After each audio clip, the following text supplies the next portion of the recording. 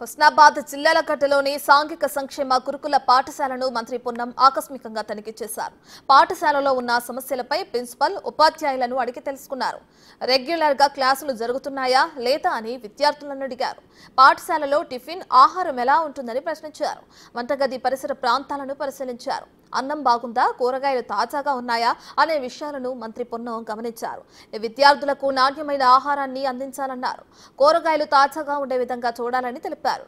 నాణ్యత విషయంలో అస్సలు రాజీ పడొద్దని అధికారులు, ప్రిన్సిపల్ కు సూచించారు. విద్యార్థులంతా చదువులోనూ, ఆటల్లోనూ మంచి ప్రతిభ కనపరచాలని పొన్నం పిలుపునిచ్చారు.